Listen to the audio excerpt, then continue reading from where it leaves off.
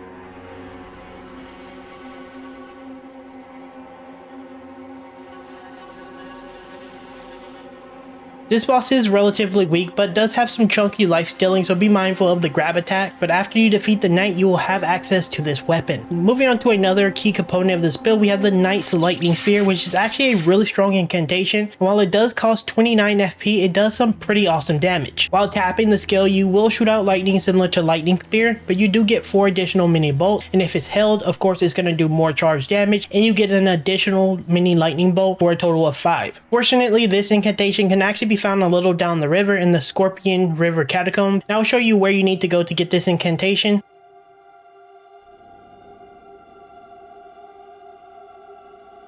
These mobs with the eyes will inflict death blight, so be mindful of that. You basically just need to get out of sight so you don't get the status effect on you.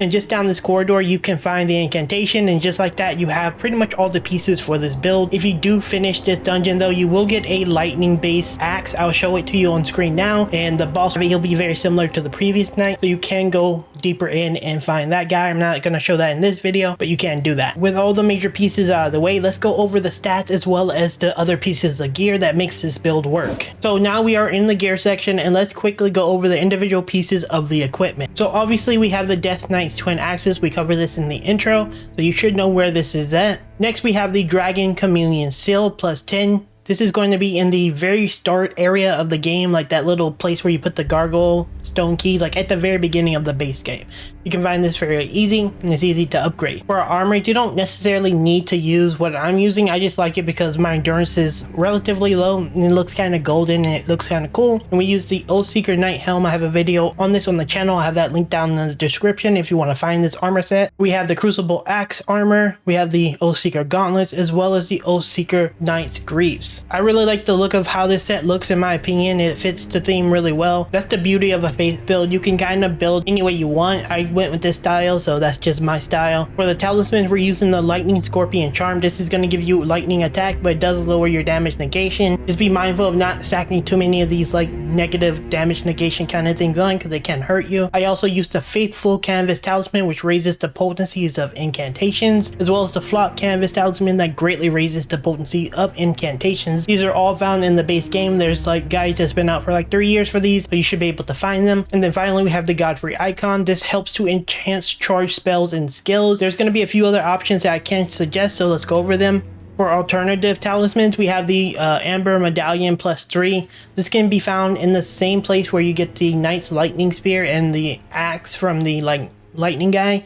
He drops all of that, so you may want to actually finish the dungeon when you go in, not just stop at the Knight's Lightning Spear incantation. This is going to give you a ton of FP, which is actually pretty valuable. Of course, we're a melee build to some degree. We're like hybrid, so the Dragon Crest Great Shield Talisman can actually help you to stay alive, so maybe consider getting that. And then we have the Radagon Icon. Radagon Icon is going to shorten those cast times. We are using a lot of incantations. You can use more incantations than what I show here, obviously. These spells do have quite the cast time, so this could absolutely help. And then finally we have the Blessed Blue Dew Talisman. With the armor that I'm wearing now, the Oathseeker Knight's armor, the Blessed Blue Dew Talisman actually comes with it. Again, I'll have that link down in the description. It is a quick, like, I don't know, 3-minute video, so you can get all of this and like a weapon as well on top of that. So go check that out after this video. And yeah, this is the other suggestions. There's a few others you can like tailor it. If you're going with a two-hand build, you can kind of tailor it, but these are the talismans that I would suggest. Finally, on stats, let's quickly go over them, and just keep in mind that I am only level 142. I came into the DLC at like 102 or something really low. I think most players are going to be a little bit higher on their levels. I think like 150 was recommended by a lot of creators. As you get more and more stats, things are going to scale better because they are split scaling on the weapon and stuff. So just be mindful of that. And so we have 50 points in vigor. I used the rune arc that gives me a ton of HP and mana, so I don't really need 60 vigor. You can push it to 60, but I like 50.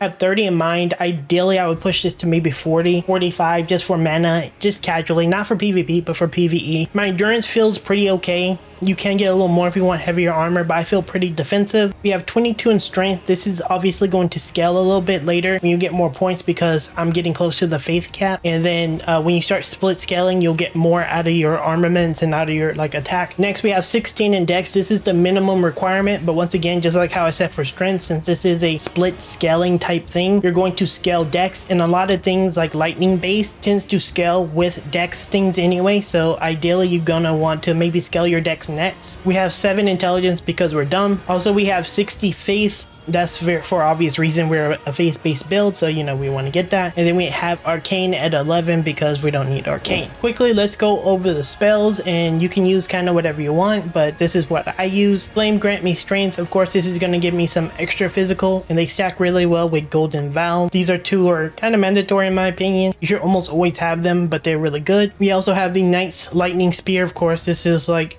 one of the best parts of this build. It gives you a lot of range, a lot of damage, really cool. And then we have the Electro Charge, which again is going to do that AoE lightning aura, which looks really cool, and it can do some decent damage if you can position yourself really well. And then finally, I used the Ancient Dragon's Lightning Strike because this is going to be good for those big targets because you can kind of like just shotgun them with the lightning strikes. Really great skill, definitely something you definitely want to pick up. Now this is going to leave you with quite a few spell slots, so you can kind of do whatever you want. You can tailor the build how you like it, whatever you want to do, make some changes, and that's the beauty of this build. You can just add so much because it is a faith build. Anyways, that's going to be it for this Elden Ring build video. If you like this kind of build video, leave me a like as well as some suggestions down in the comment because I will be making plenty of build videos. I love making theme videos, so leave them down in the comments. And just like that guys, I'll see you in the next Elden Ring video very soon.